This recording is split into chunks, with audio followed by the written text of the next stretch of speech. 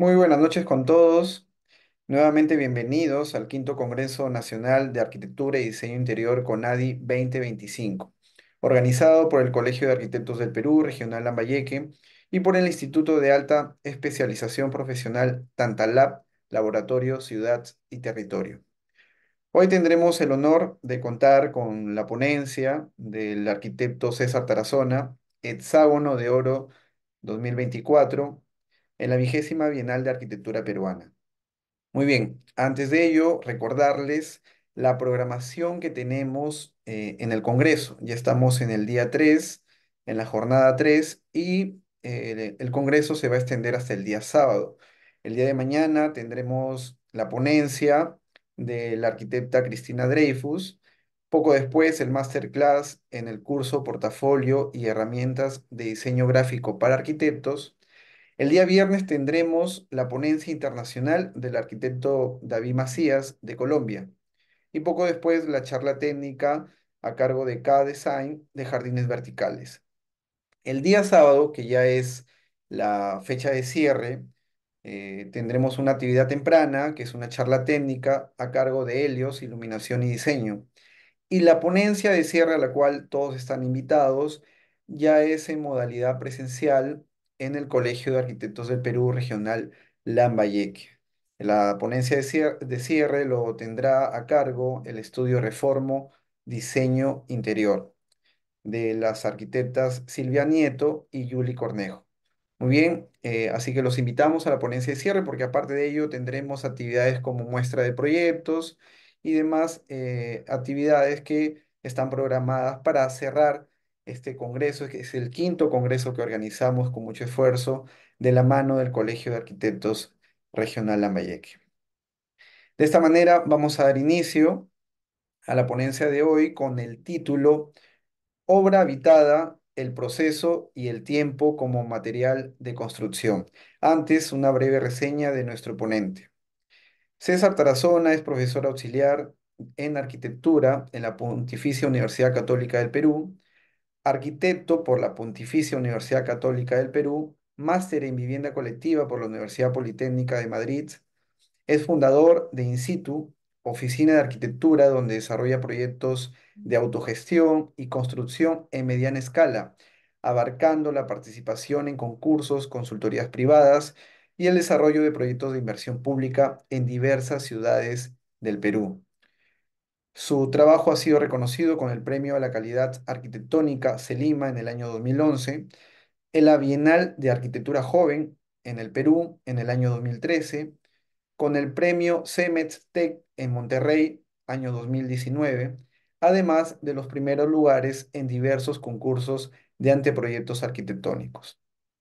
En el 2024, como ya lo mencionábamos, recibió el Premio Nacional de Hexágono de Oro en la 20ª Bienal de Arquitectura Peruana con el proyecto Obra Habitada en Huairuro. Muy bien, muy buenas noches, arquitecto. Bienvenido al CONADI.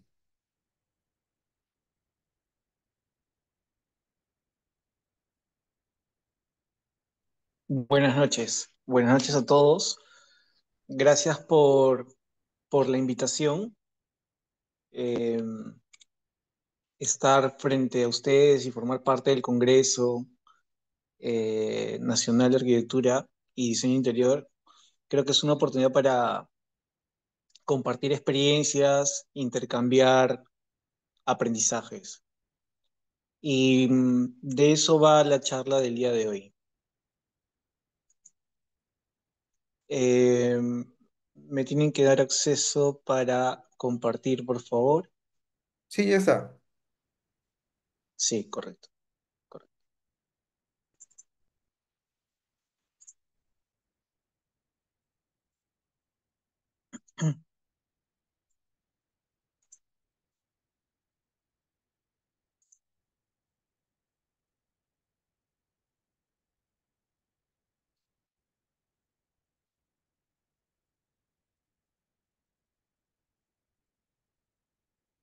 Bien. Eh, la charla de hoy día se centra principalmente en en el proyecto que presentamos en la última Bienal, que algunos deben conocer y otros quizás no tanto. Y lo que quería hacer era añadirle una capa más o contarlo desde otro lado, porque los proyectos no son, cualquier tipo de proyecto nunca son experiencias aisladas o autónomas, sino que son generalmente una sumatoria de experiencias. Entonces, tampoco voy a contar 50 proyectos que pueden como distorsionar el foco, pero sí voy a mostrar un proyecto previo que no está ligado directamente en términos en términos del proyecto mismo como una cosa precisa, sino están ligados a través de un proceso pedagógico. El proyecto que presentamos a la Bienal se llama Obra Habitada en Guairuro y se llama así porque en realidad lo que pretende esta obra es visibilizar los procesos de autoproducción de la ciudad. El 93% del crecimiento urbano es autoproducido. De ese 93%, el 70% corresponde a la vivienda. Y es en la autoproducción que se han ido construyendo una serie de conocimientos que nosotros hemos tratado de ponerles nombre o decirlos claramente a través de un proyecto. Pero para partir y no centrarme directamente en la obra habitada en Guairuro, quería referirme a lo que es obra habitada. Estos procesos de autoproducción son procesos generacionales principalmente, es decir, ocurren en periodos, según grade, de 16 años aproximadamente. Quiere decir que hay toda una vida, un conjunto de años donde uno va construyendo y habitando en paralelo. Esto no es ningún invento, esto ha sido estudiado desde hace eh, al menos 60 años, con quizás la aparición de la primera barriada en los 40. Eh, y entonces, ¿por qué obra y por qué habitada? Porque los proyectos que voy a mostrar tratan de articular lo que es la práctica arquitectónica con el proyecto arquitectónico y la teoría. Es decir, teoría, proyecto y práctica tienen y aspiran a ser la misma cosa. Y habitada porque quieren colocar en el centro a los habitantes. Entonces ya el enunciado termina como por revelar de qué está yendo. Y además porque, como les hablaba, este proceso temporal, generacional, evidentemente es un proceso pedagógico. Mientras uno va construyendo y va habitando en paralelo, va comprendiendo procesos, va a través de la experiencia y a través del cuerpo, va empezando ocupando los espacios, va construyendo, va reformulando, a través de la prueba y error, empieza a desarrollarse un sistema de aprendizajes que no ocurre solamente de la mano de un especialista o no ocurre de la mano de terceros, sino ocurre desde el núcleo mismo del habitar. Son los habitantes los que lideran estos procesos. Pero ese modelo de autoproducción no solo corresponde a la vivienda, sino corresponde a diferentes capas de la ciudad, pero siempre son un proceso pedagógico. Y en ese sentido, yo lo que quería mostrarles el día de hoy, esta noche, eran dos proyectos. Un proyecto de carácter público que también está atravesado por ese proceso pedagógico, es decir, el rol del arquitecto aquí como un articulador de actores para llevar a cabo un proyecto de muy pequeña escala de carácter público, y luego la obra habitada en Guairuro, que es donde el arquitecto es habitante, es arquitecto, es constructor, es maestro de obra. Es decir, el proyecto del edificio público se mira desde afuera y el proyecto de la obra habitada en Guairuro más bien se entiende y se explica desde dentro. Entonces, esos opuestos nos parecían que eran interesantes contarlos, pero ambos están atravesados siempre por un proceso pedagógico en todas sus capas. Creo que esa es la línea común de los proyectos. Este proyecto lo que trata de responder como pregunta es cómo articular los esfuerzos de las asociaciones de padres de familia con algunas urgencias y unos problemas que requieren estos colegios. Uno de ellos es la protección de la radiación directa y la protección de la lluvia. Como se ve en la mayoría de colegios y todos tenemos en mente, están colonizados con estos techos temporales, pero estos techos temporales funcionan muy bien para protegernos del sol, pero posiblemente no tan bien para protegernos del agua. Entonces, frente a esa demanda de los colegios y, como siempre, la falta de presupuesto, la falta de una trazabilidad en los procesos en el que el Ministerio de Educación pueda colocar presupuestos o ayudarlos a generar infraestructuras de mejora, eh, son insuficientes esos esfuerzos. Entonces nosotros en ese momento tratamos de inventarnos un sistema que pudiese ayudar o apalancar los esfuerzos de las asociaciones para financiar y generar esos tipos de microproyectos. Evidentemente, los colegios tienen muchos problemas de todo tipo, pero nosotros, para poder visibilizar esta especie de proyecto intermedio, tratamos de operar desde dentro del colegio y no tanto desde fuera, porque eso iba a complejizar las operaciones. El proyecto de lo que se trataba era de construir un techo sin financiamiento y sin una posibilidad de respaldo técnico. Entonces, lo que se propuso fue inventarnos una especie de estrategia general para poder identificar, financiar y construir estos proyectos de infraestructura mediana y luego asociarlos a otros procesos donde el arquitecto ya no es el diseñador, sino más bien se convierte en el gestor, abriendo esto la posibilidad a un proyecto de concurso público. Es decir, primero, por un lado, el rol del arquitecto es cómo financiar o ayudar a financiar este proyecto de techo. El segundo rol es proveer de asistencia técnica para la construcción del techo. Y luego el tercer rol es abrir este proceso para revelar todas las instancias pedagógicas, desde cómo se financia, cómo se produce, cómo se llama concurso para pensar en el mejor techo que solucione de manera eficiente en términos económicos, constructivos, de tiempo y arquitectónicos, y finalmente revelar el proceso para que esto pueda ser replicado. Y para eso lo que hicimos fue construir una ruta pedagógica. La primera ruta pedagógica que hicimos en aquel momento, en el 2019, fue un viaje a Medellín donde conocimos 25 obras con diferentes arquitectos jóvenes, estudiantes, y con esos excedentes lo que tratamos de hacer era una bolsa común que pudiese financiar parte de la construcción del techo junto con las asociaciones de padres de familia, pero que además nos permitiera hacer el llamado a concurso. Es decir, el arquitecto no diseña directamente el proyecto, sino diseña el proceso. Y con eso en mente logramos hacer esa bolsa común y convocamos a concurso sobre el patio de ese colegio que hemos visto, es este techo de aproximadamente 80 metros cuadrados. El concurso fue un pequeño concurso público donde participaron cerca de 35 equipos, si bien no recuerdo bien. Las bases, las bases fueron construidas por nosotros también, junto con la Asociación de Padres de Familia, y la evaluación se hizo dentro de la Universidad Católica.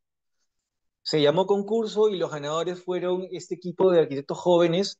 Entonces, este primer proyecto lo que hacía era otorgar la posibilidad de acceder a la obra pública sin mayor condición que los méritos elaborados por uno mismo. Entonces era la posibilidad a arquitectos recién egresados tener su primera obra construida frente a un sistema de concursos que casi no se construye, al menos estoy hablando de los últimos 20 años. Entonces era una apuesta a valor el proyecto. El proyecto era un proyecto bastante acotado, se trataba de un techo, eh, una cubierta metálica con piezas metálicas, y el valor de este proyecto principalmente se encuentra en la gestión y en el proceso de construcción que también fue liderado por nosotros. Es un proyecto que está hecho a partir de perfiles metálicos y una calamina metálica con columnas circulares para evitar los golpes, etcétera. Todo esto es un proyecto que le pertenece a los arquitectos Mónica Castillo y equipo. No es un proyecto diseñado por nosotros, es el proyecto liderado por estos jóvenes. Nosotros fuimos aquí los que diseñamos el proceso para que otros jóvenes pudiesen acceder a la obra pública, ¿no? Lo interesante de esto es que Dentro del presupuesto acotado, esta propuesta permitía ejecutarse en 3 semanas de manera coherente, de manera eficiente. Entonces aquí era el proceso lo importante y uno podía ver que rápidamente en 3 fines de semana, con un proyecto bastante acotado, con unos presupuestos bastante acotados, podía de pronto construir este proyecto público sin mayor problema, ¿no? Como parte de la memoria de este proyecto, recordábamos y queríamos fijar, justamente para no olvidar, pasado unos años, de qué se trataba. Eran 3 toneladas de acero gris y verde, esmerilados, masillados y pintados, esculpidos a poco más de 30 grados, en manos de policías, técnicos y estudiantes de ingeniería de ciudades como Lima y Caracas. Construyen 216 metros cuadrados de sombra para niños en una escuela autogestionada en Villa El Salvador. Esto es interesante porque también creo que habla un poco de este vínculo entre teoría, proyecto y práctica, ¿no? Por un lado no está solo el objeto, está hablando de la materialidad, de cómo ha sido construido, de sus implicancias. Por otro lado, habla de quiénes son esos actores sociales que están detrás, quiénes los construyen, para quién está dirigido este proyecto, habla de la autoproducción, no solamente de la vivienda, ahora habla de la autoproducción también de la infraestructura pública. Entonces es súper interesante de cómo empieza a tocar todos los temas y se convierte como una especie de circuito de sostenibilidad social revelado a través de un proyecto. El proyecto se financia a través de unos viajes educativos, unas rutas educativas, y a través de esta ruta se genera una bolsa o un fondo común para llamar a concurso y permitir que democráticamente arquitectos jóvenes puedan acceder a estos proyectos de infraestructura pública controlados, y otorga al colegio dos cosas: la asistencia técnica por un lado,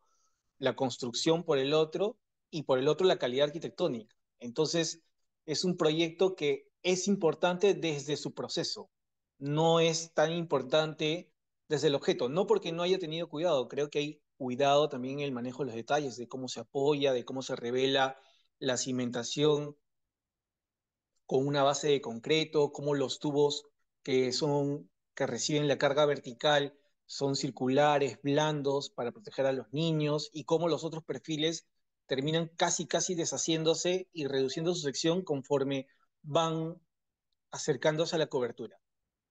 Entonces era interesante poder trazar este proyecto como ruta pedagógica, que es un poco de lo que trata todos los proyectos. Y finalmente los beneficiarios, como se señalaban, son o fueron cerca de 350 niños. Entonces es interesante cómo un proyecto de arquitectura es capaz de articular actores, diseñar procesos y entender que el proyecto es importante en esa construcción del proceso. Nuevamente, el proceso se convierte en el principal material de construcción. Creo que esa es una de las primeras lecciones con las que está hecha la ciudad y que este pequeño sistema trata de revelar y poner en valor.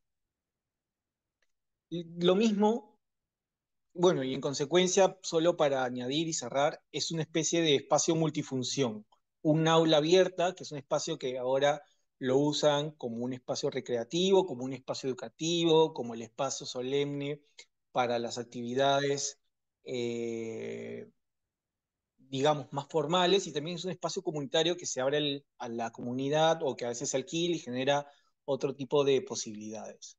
Y todo por haber sido pensado con esa flexibilidad absoluta, como esa gran nave eh, flexible que genera y construye un lugar, pero no define el lugar, sino son los habitantes, son los eh, profesores y los alumnos quienes deciden qué es el proyecto.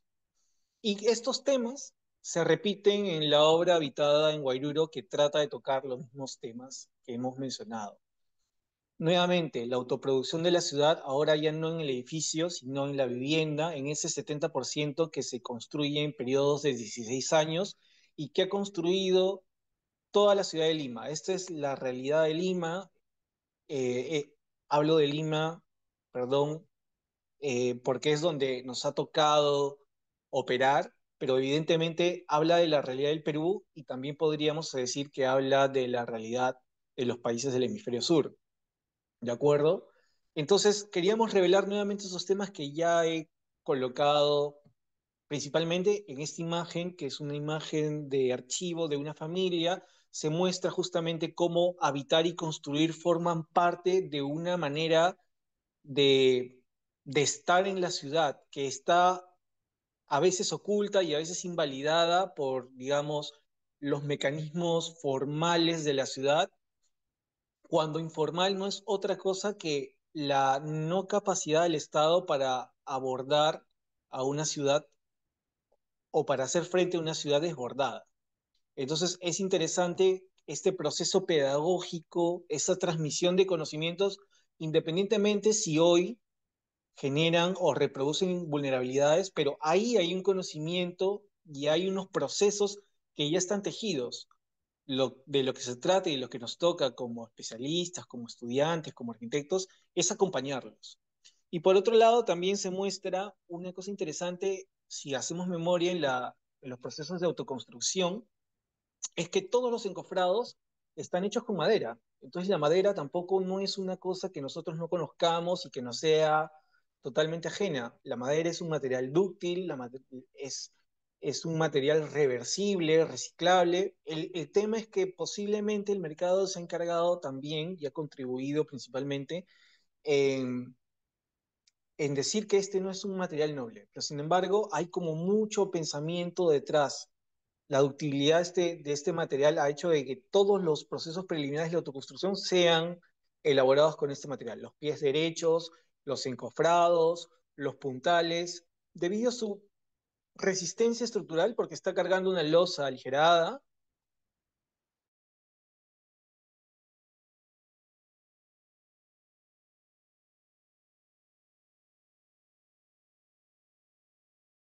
más constructivos definitivos. Pero ahí hay una primera lección también.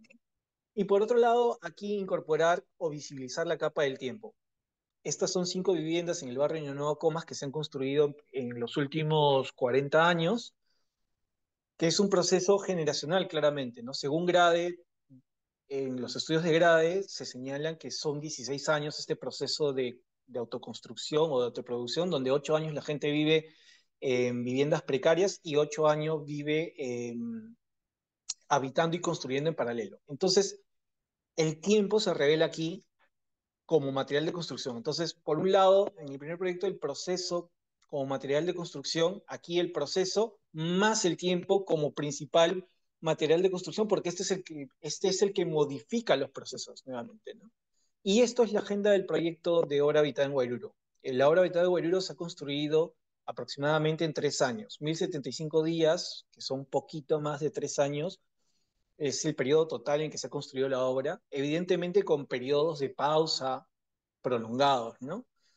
Y 590 noches hace referencia a la cantidad de noches en las que nosotros vivimos y construimos en paralelo. Hubo un momento determinado de la obra en que tomamos la decisión voluntaria de vivir y construir en paralelo.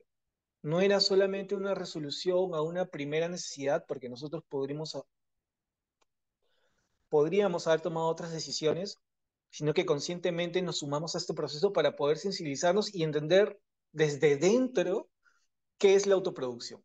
Y eso es lo que nos permite o nos ha permitido decir que la autoproducción es principalmente o está constituida principalmente por el proceso y el tiempo como material de construcción. El proyecto está ubicado en la zona monumental de Pueblo Libre, en la ciudad de Lima. Esto es, para los que no conocen, esto es Juan nos está ayudando a rayar, por favor, Juan, no nos rayes la pizarra. Esta es la plaza principal de Pueblo Libre, aquí está el Museo de Arqueología. Esta es una de las iglesias, la iglesia principal, Santa María Magdalena, y este es el Cairol.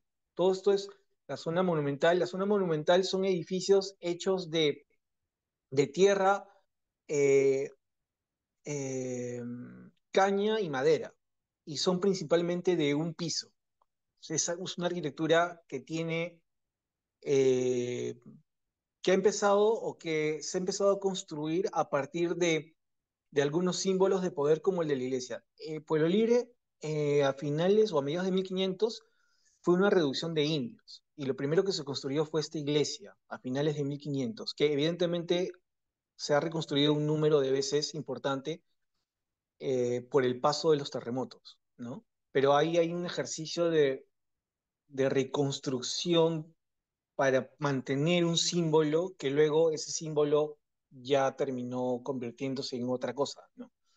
Y luego también están las otras edificaciones que se construyeron posteriormente, que también forman parte de ese proceso. Además de decir que evidentemente estas fueron las casas de San Martín y de Bolívar, con lo cual hay una carga temporal bien fuerte y por eso decidimos colocar el proyecto aquí. El proyecto, como les decía, principalmente está en esta zona, que es la última calle monumental con estos edificios de un piso que hablan de esa arquitectura y esa manera de habitar en un periodo determinado, y al fondo vemos ese cambio de escala en la Avenida Brasil. Como cualquier proyecto, empiezan con unas intuiciones que se van transformando a través del tiempo.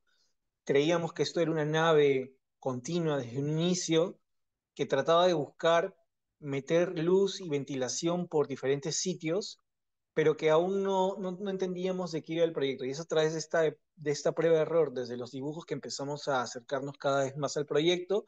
Teníamos en mente de que el proyecto debía ser un proyecto, un pequeño manifiesto de construcción en madera, porque una de las grandes dificultades es que como la construcción, la cultura constructiva generalmente en el Perú está afianzada en el uso de la mampostería,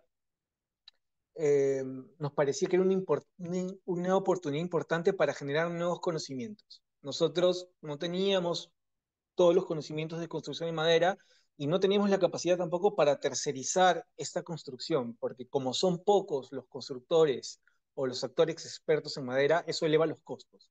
Por esa razón, nosotros fuimos los que decidimos construir la obra directamente.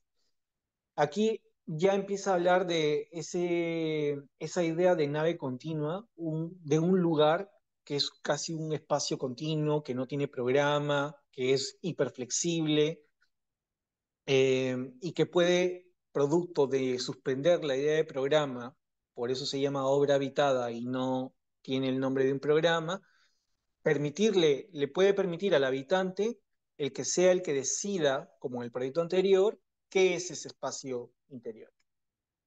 Finalmente, el proyecto previo a su ejecución es este espacio continuo, ¿no?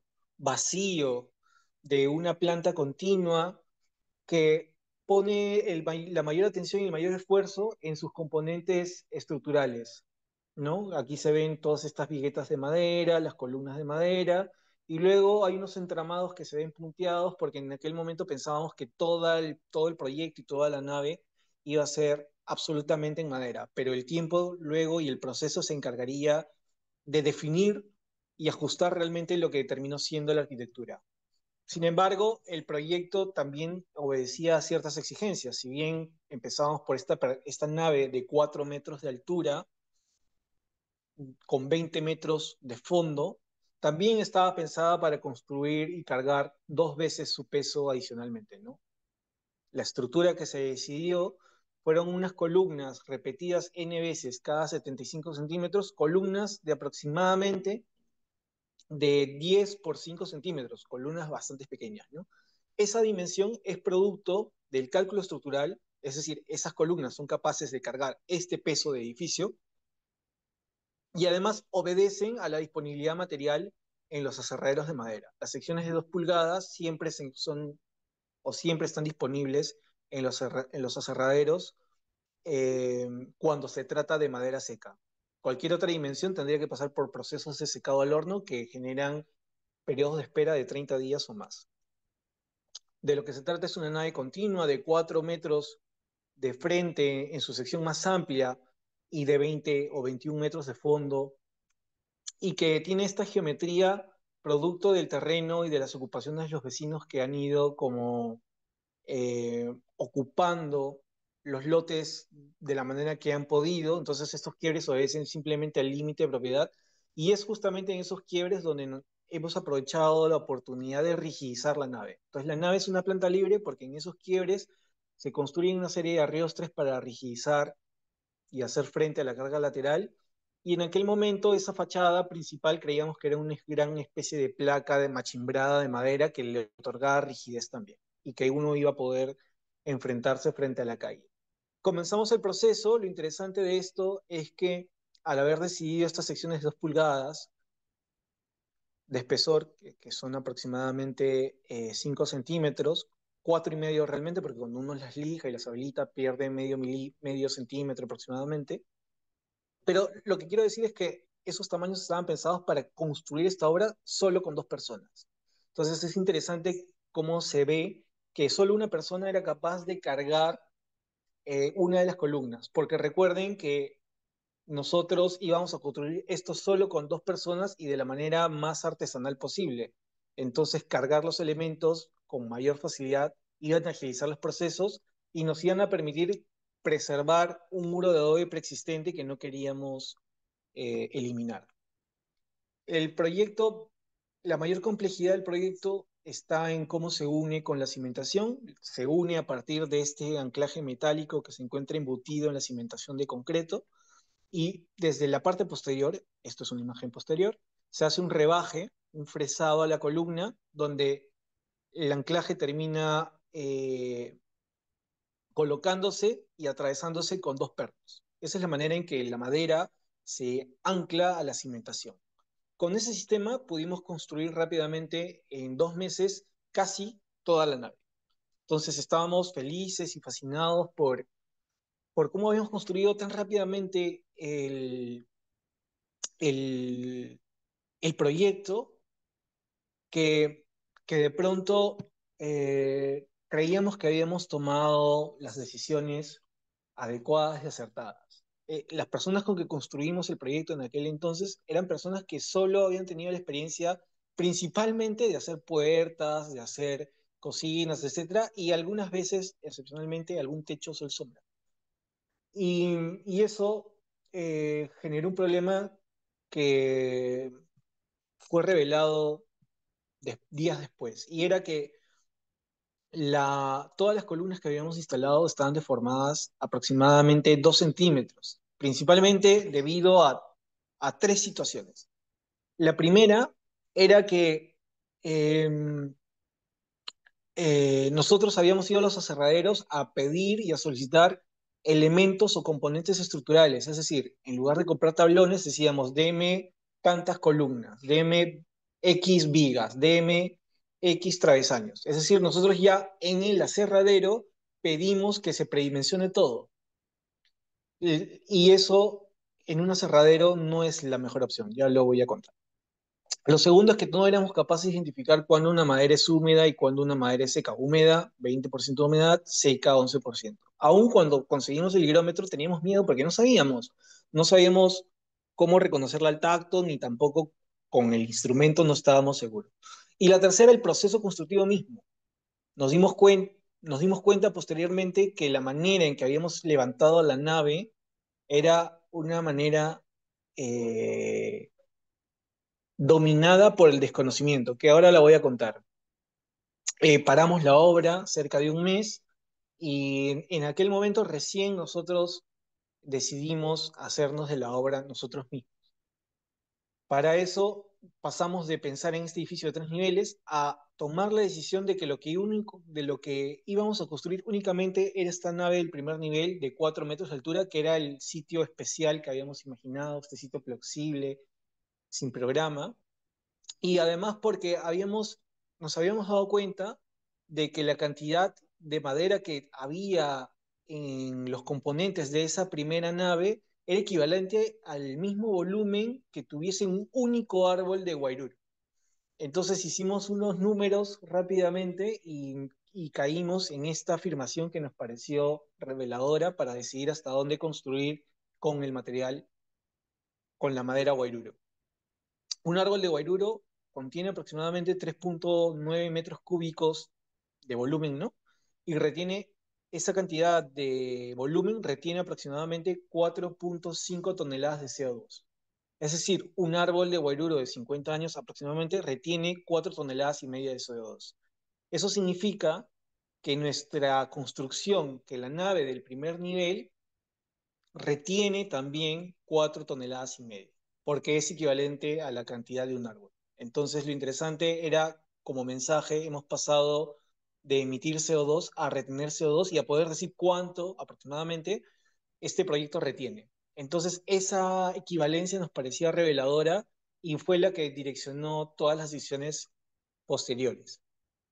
Para eso también había la necesidad de construir otros habitáculos en el segundo nivel, pero ya no se harían en madera, sino se harían con perfiles de acero organizado porque se construían muy rápido y porque todo el mundo conoce cómo construir con ese material. Acero organizado es a lo que muchos conocen como el sistema drywall, pero el perfil es un perfil de acero galvanizado.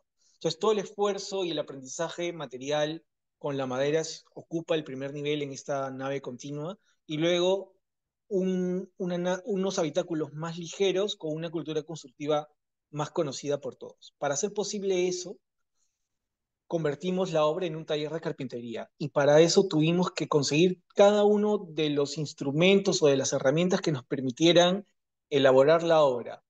Por eso el detalle constructivo de la obra es un detalle absolutamente... Eh,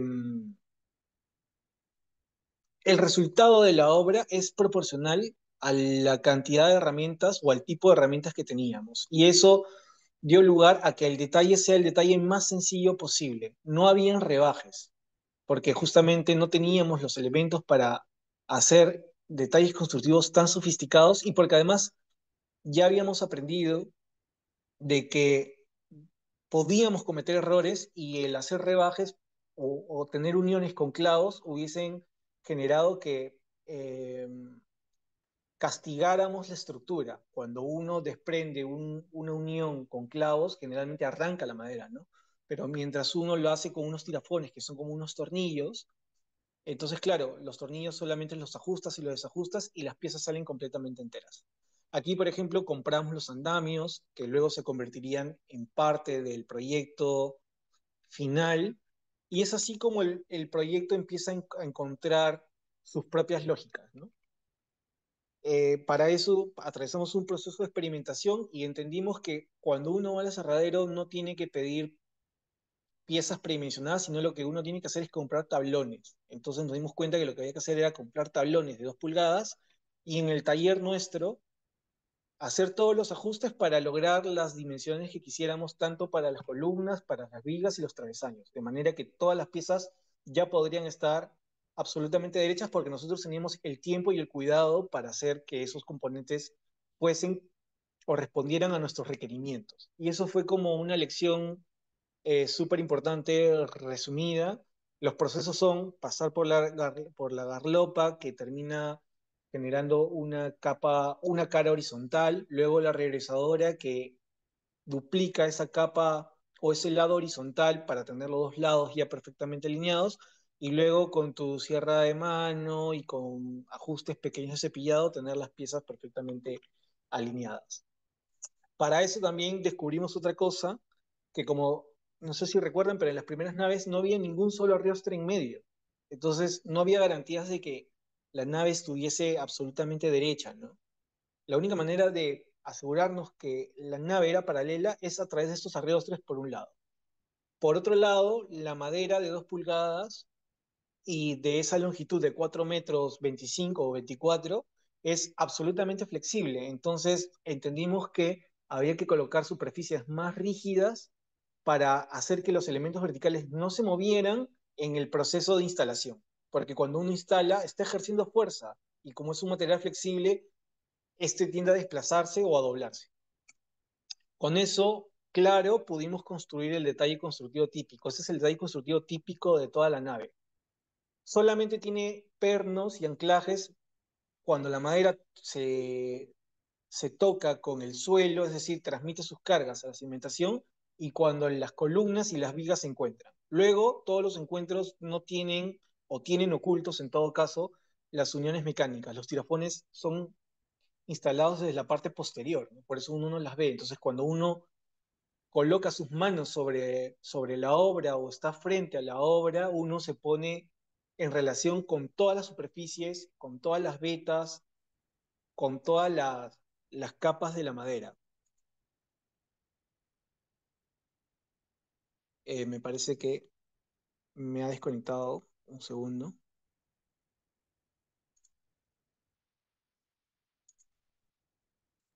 Sí, dejó de compartirse.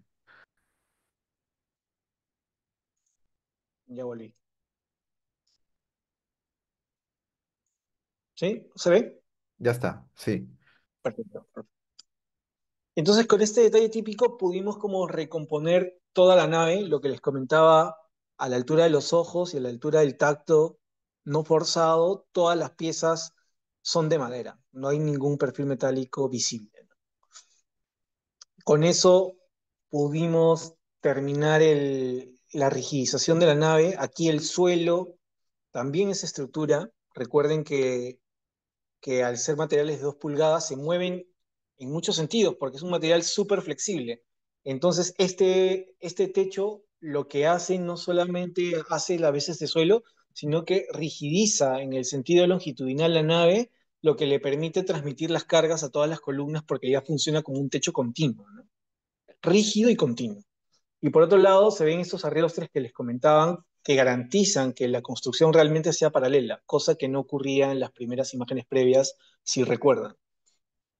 Obviamente, estos puntales se hicieron con las maderas que se formaron producto de la humedad o de que no habían sido secadas al horno en aquel momento. Pero sabíamos que podíamos usarlas para estos procesos preliminares y además las íbamos a reutilizar para los cerramientos no estructurales de la nave, con lo cual el proceso circular terminaría cerrándose y aprovechando todo el material dentro de la obra. Y aquí es donde se revela un poco ese proceso. En la primera línea o en las dos primeras líneas habla de este proceso que les comentaba inicialmente, ¿no? Que construimos todo absolutamente rápido, pero ven que no hay ni una sola diagonal, con lo cual el primer error del proceso constructivo no había garantías de que esa estructura estuviese alineada, de hecho estaba desplazada, no estaba plomada, producto de no saber cuál era el proceso constructivo adecuado. El segundo problema, recuerden que era que todas las columnas estaban deformadas 2 centímetros, producto de haber pedido componentes en los aserraderos y no haber pedido tablones para transformarlos en obra, ¿no? Y lo tercero, de no saber cuándo una madera es húmeda y cuándo es seca, ¿no? En esta última línea del tiempo sí se ve cómo están esos arrestres, ¿no?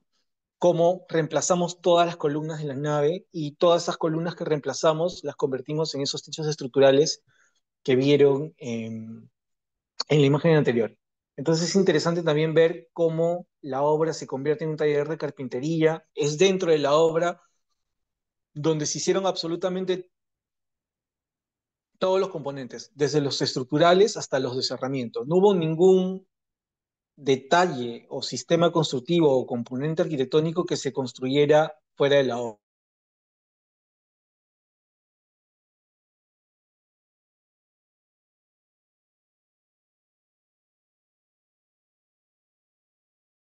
Otras urgencias como la necesidad de llevar nuestra oficina hacia un lugar y nosotros además queríamos estar en la obra para poder tener mayor interacción sobre lo que ocurría, porque había muchos problemas y había que estar muy presente producto de esta falta de conocimiento. Entonces construimos rápidamente este nivel de perfiles galvanizados. En este dibujo se ve cómo todo funciona como una obra todavía. La parte de adelante no se terminaba de construir, pero abajo era el taller y arriba nuestra oficina de arquitectura. Posteriormente, la oficina de arquitectura termina bajando hasta la planta inferior. Los patios siguen siendo como talleres de carpintería o depósitos de carpintería y el habitáculo superior hizo las veces de vivienda temporal. Esta imagen recuerda un poco ese proceso. Entonces, si ven, aquí ya funcionaba como oficina de arquitectura, pero uno ve hacia el fondo los arriostres de la nave, ve los cartones corrugados que hacían desarramientos temporales, en las teatinas ven los fibrocementos, en lugar de ver superficies translúcidas, se ven superficies opacas, y eso generaba que el habitar en el día fuese una atmósfera de este tipo. A veces era una penumbra la que dominaba la arquitectura, producto de atravesar este proceso de 8 meses aproximadamente. Además de entender los problemas del frío realmente, entender que las goteras, o sea, de que llueve lo suficiente para que una pequeña gotera pueda afectar en los edificios, ¿no? Entonces, sensibilizarnos con con esos procesos también fue sumamente importante para nosotros. Posteriormente a eso, simplemente cambiando los cartones microcorrugados por estos herramientas de policarbonato translúcidos y abriendo las teatinas intermedias, pudimos transformar toda la arquitectura del ambiente. Que como se trata de una nave continua con iluminación indirecta, esta cambia de color en función, o cambia de temperatura, color, atmósfera, como queramos llamarlo, en función del ambiente. Si el ambiente y el día está muy gris, esta nave es bastante más gris. Cuando se trata de primavera o verano, la nave se incendia o se ve así de potente, ¿no?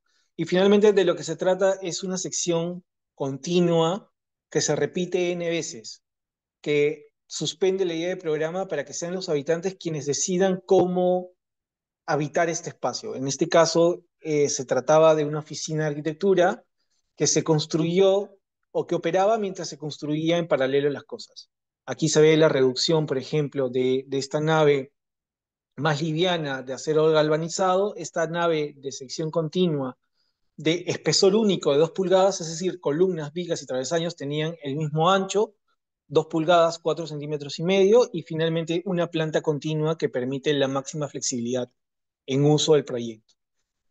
Evidentemente, el andamio que termina siendo de escalera temporal del proyecto y la escalera que habita esta obra es el mismo andamio con el que se construyó la nave. Es decir, este andamio es la memoria de todo ese proceso de la autoproducción. Habla de la autoproducción. No es un fetiche ni es una publicidad a algo, sino más bien habla de esos problemas, esas urgencias, de lo que significa vivir y construir en paralelo. Entonces, este andamio tiene memoria, sintetiza la idea de tiempo, sintetiza la idea de proceso como material constructivo del proyecto. Por eso nos parecía que no podía ser de otra manera. Esta imagen termina revelando cómo ese error lo convertimos posteriormente en conocimiento, producto de haber trabajado con un material tan noble como la madera, que puede comportarse adecuadamente a los procesos circulares, ¿no?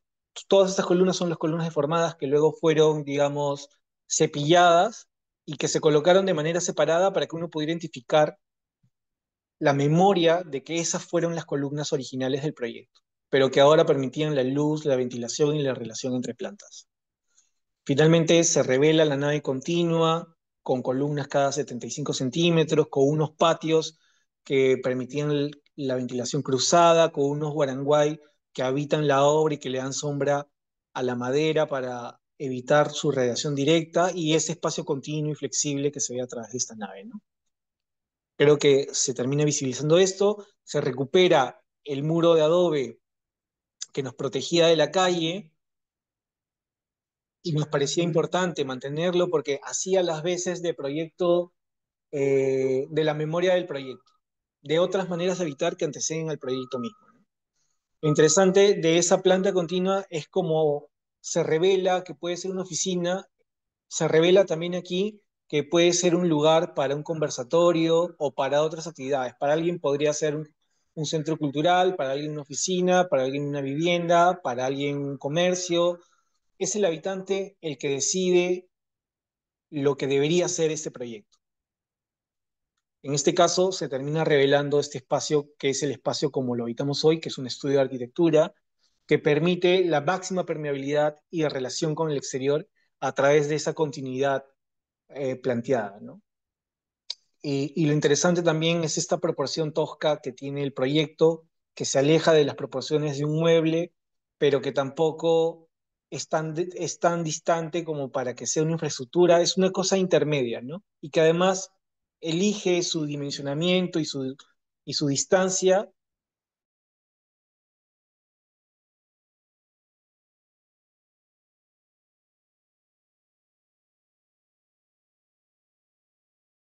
de que más bien se trata de una obra que está atada a otros procesos más artesanales.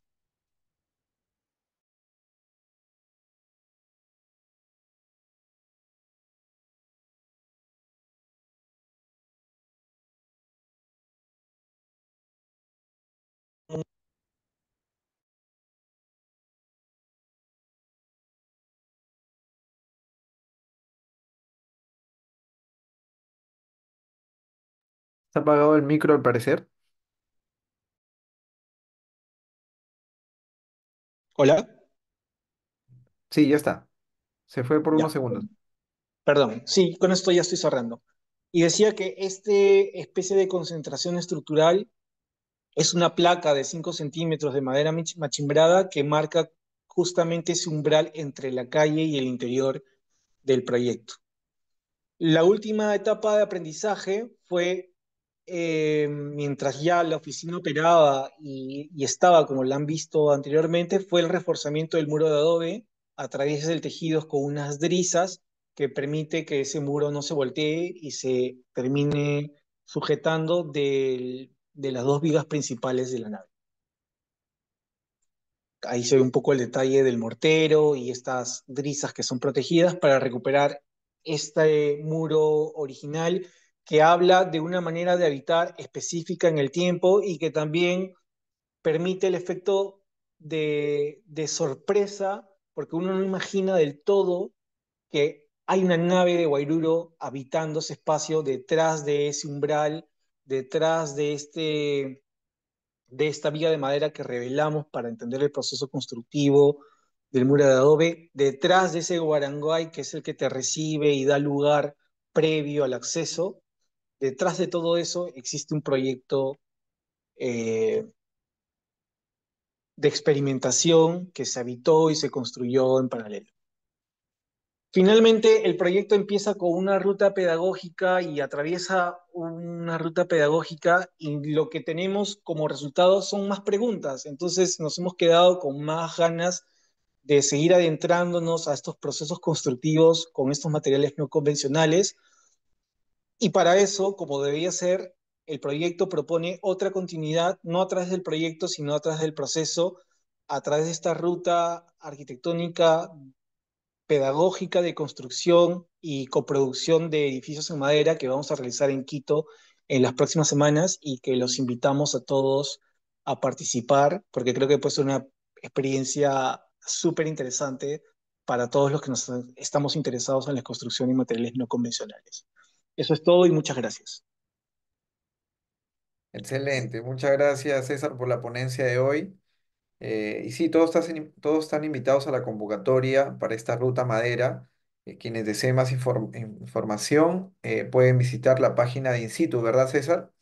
Que está en Instagram. Tenemos ahí también, estamos etiquetados, así que pueden entrar también a través de nuestra página y pueden encontrar los enlaces para que puedan informarse de esta ruta madera. Bien, corresponde un espacio pequeño para consultas, preguntas que tengan. Eh, Carlos Jesús, por ejemplo, comenta, dice, ¿cómo respondió la obra a los últimos movimientos sísmicos en Lima? Eso es una gran pregunta.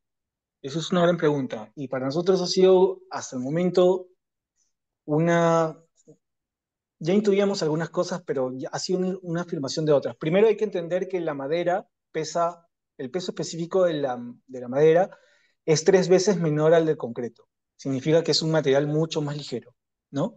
Entonces, el sismo es fuerza, por un lado, y fuerza es masa por aceleración. Cuando tienes menos masa, tienes menos aceleración. Significa que se mueve bastante menos. Entonces, en todos los sismos, salvo el último, todos los sismos anteriores al último de punto, ¿cuánto ha sido el último? 6, ¿no? Sí, 6. Antes de ese sismo no hemos sentido ningún movimiento en la estructura, lo cual nos parece sorprendente. Y en el último sismo tampoco es que tampoco es la estructura se haya movido. Lo que sí hemos sentido son los ruidos.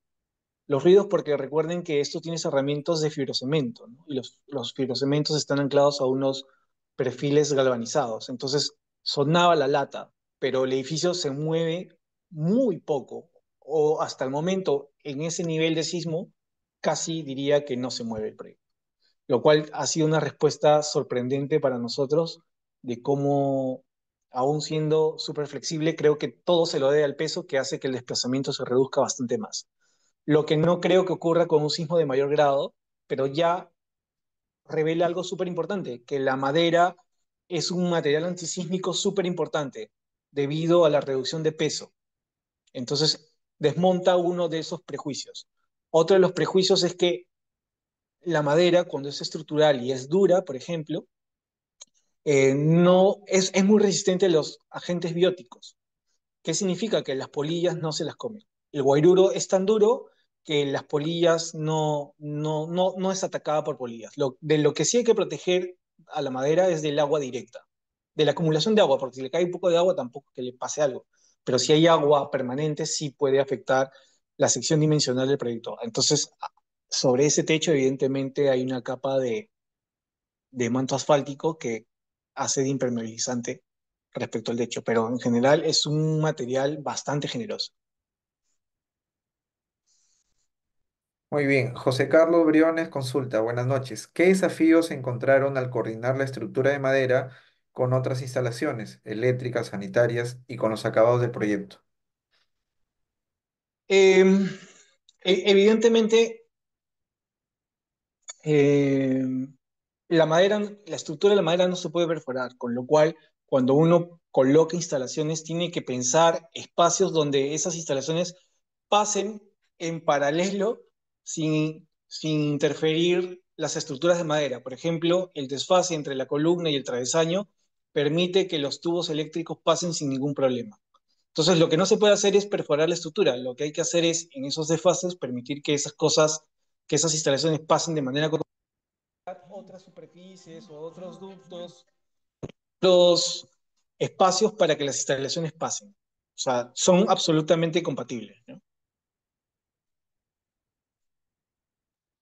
Muy bien. Y por último, César, el reconocimiento que ha tenido el proyecto con el premio Hexágono de Oro 2024 eh, da un cambio significativo del tipo o a quién se premia, ¿no? Ahora en las bienales. Hay un cambio de visión o de revalorar los proyectos. Ahora quizás con el premio que ha obtenido tu proyecto, se está valorando el proceso sobre el producto, se está valorando ahora temas que se colocan en debate como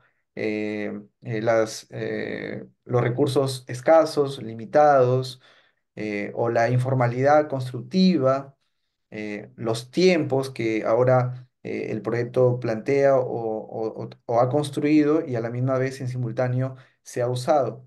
Entonces, ¿qué valor tiene para ti este cambio significativo de la premiación, en este caso de las bienales de la arquitectura peruana?